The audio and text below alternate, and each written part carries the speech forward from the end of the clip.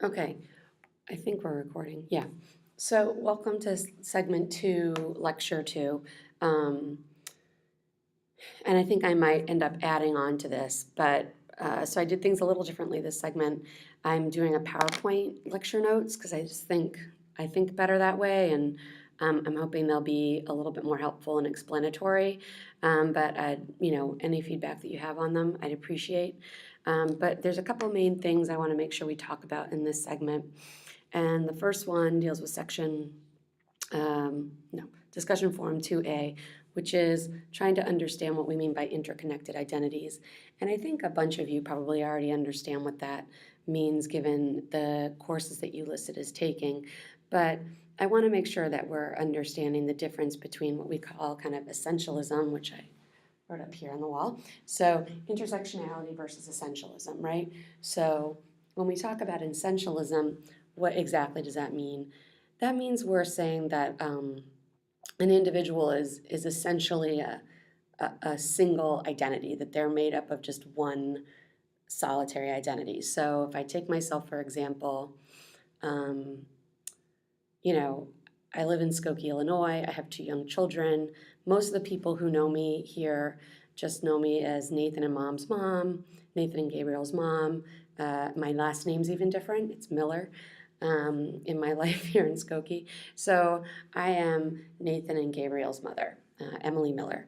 And that is my identity here, right? But we know, because you know me as Professor Twarog, that my identity is obviously a little bit more complicated and than just being Nathan and Gabriel's mother, right? So we can break that down. You kind of think about all the different pieces of who you are as an individual, right? So I'm a mother, but I'm also a professor, right? So I'm a working mom. I'm a woman, and I'm a white woman. However, it doesn't mean that I haven't also at times experienced sort of discriminatory behavior based on race. Um, I'm part Cuban, and when I moved to rural Maine, I looked far different than everybody else did in rural Maine, and so there was a lot of mystery about who are you? You look kind of ethnic. You don't really make sense with who we are here. I mean, I clearly identify as white, and I am white, and I have all sorts of white privilege, but I have also had that experience of like, who are you? And you don't really make, total racial white sense to me, right? I'm bisexual, right? So here in suburban Skokie, I'm like a totally straight married mom of 2 boys, right? But my personal identity is more complicated than that. My personal history is more complicated than that. So, those kinds of things make up somebody's intersectionality, right? So I'm not, to essentialize me into being a mother in suburban Illinois is too simple. And I'm sure everybody in this class can kind of break their own personality down. So why does that matter?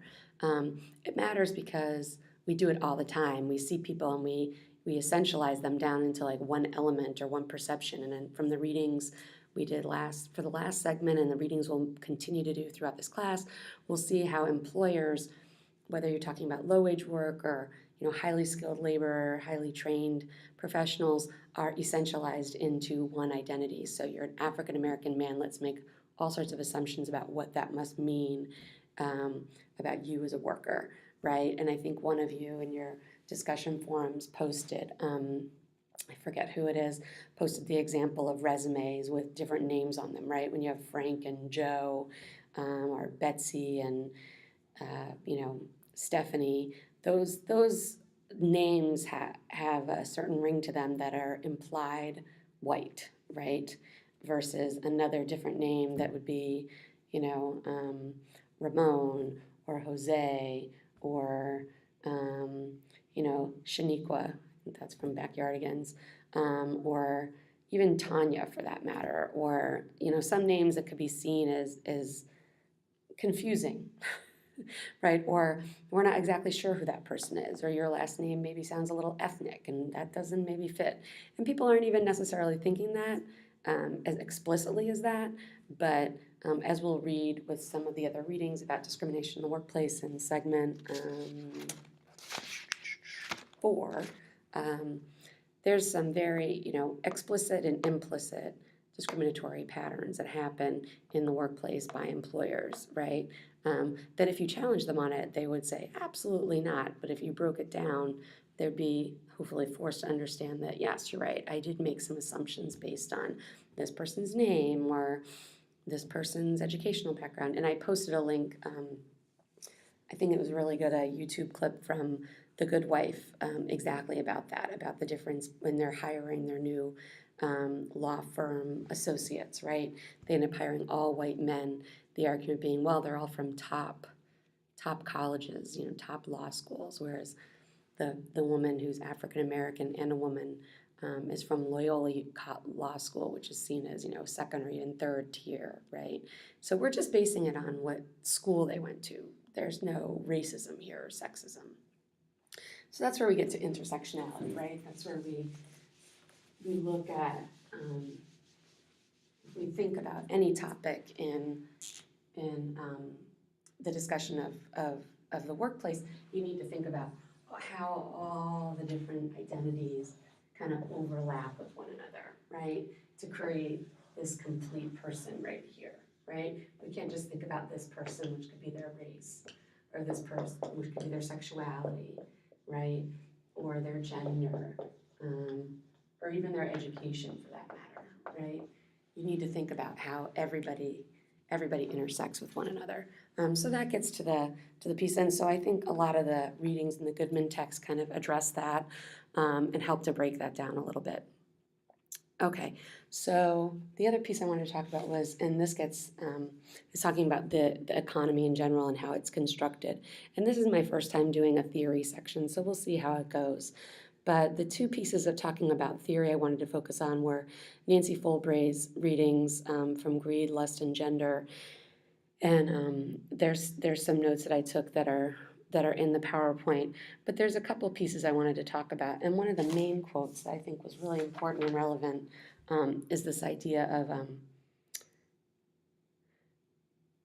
the new institution of the individual employee versus, right, the family economy. So this idea of an individual employee remain embedded in a distinctly patriarchal matrix. This is what Nancy Fulbray argues.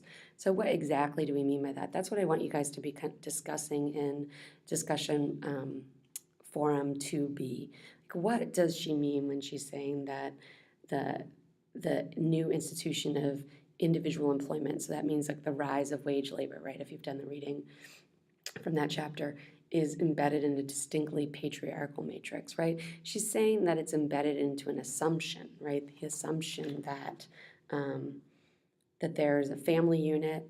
The family unit includes a man, a woman, and children, right? That the man is the breadwinner and the woman is the house runner, the household manager, and the children,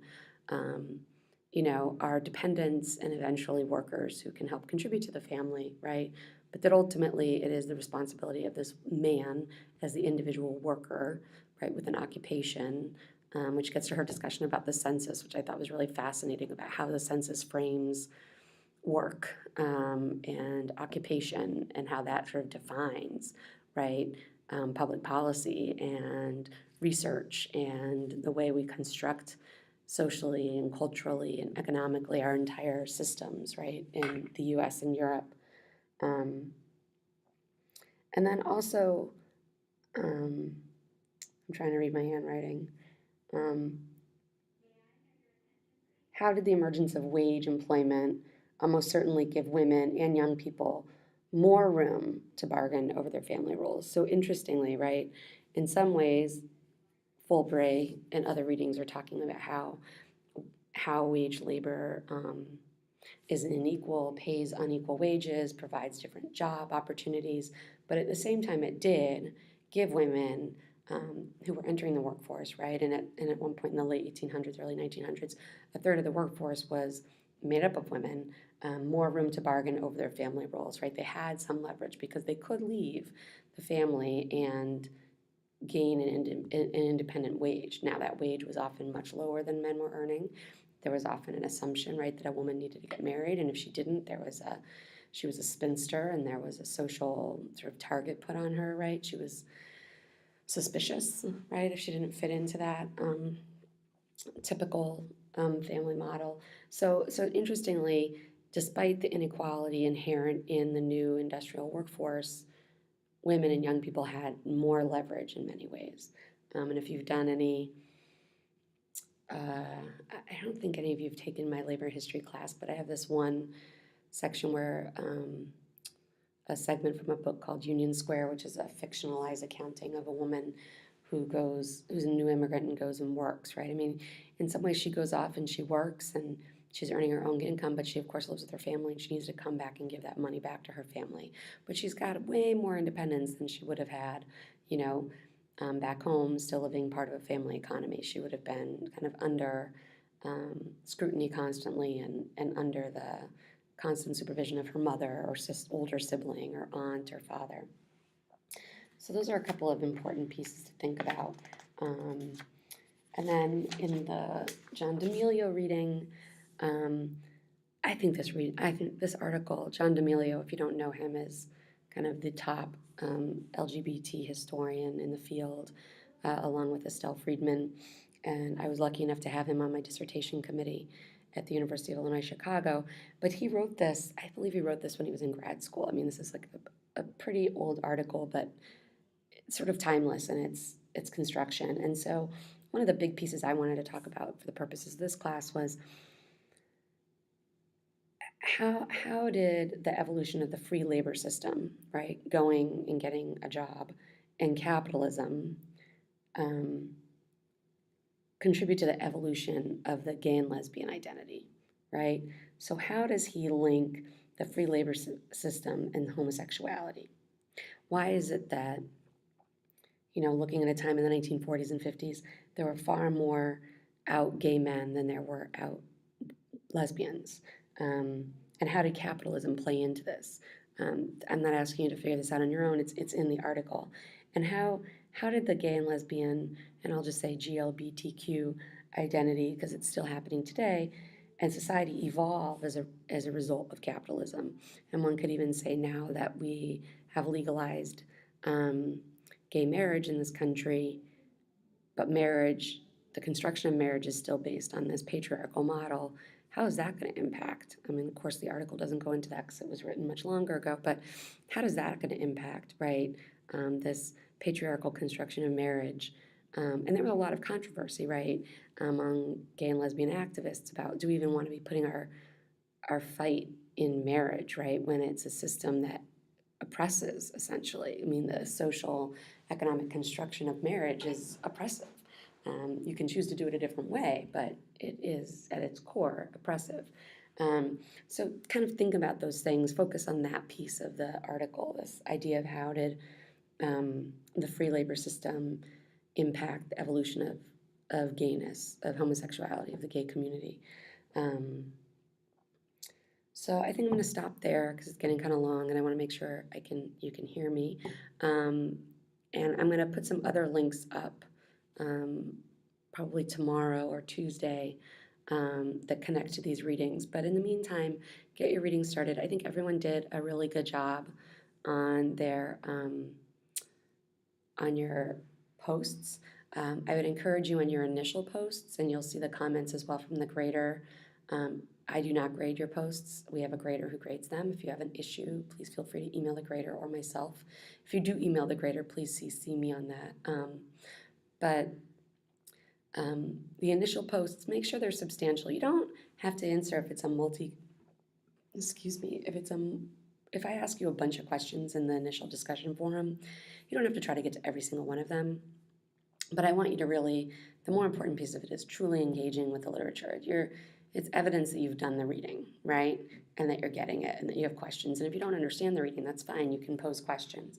So most of you were doing a really good job with that, but it needs to be pretty bulky, right? Like not a paragraph or two, but like a substantial piece of writing. And I just thought everybody did a great job with their responses to one another. I really liked how you engaged each other. So keep up the good work with that and bringing in other material or something you may have read or heard on the radio, or asking questions of one another. And for sure, don't feel like only the person you're directing the question can answer. You know, anybody, my computer just blacked out. Anybody can answer questions that are posed by myself or other students, even if it's just directed to one specific student. So everybody should chime in. All right, with that, I'm going to go because my library is about to close and my kids want to know where I am. And I'll talk to you later. Bye.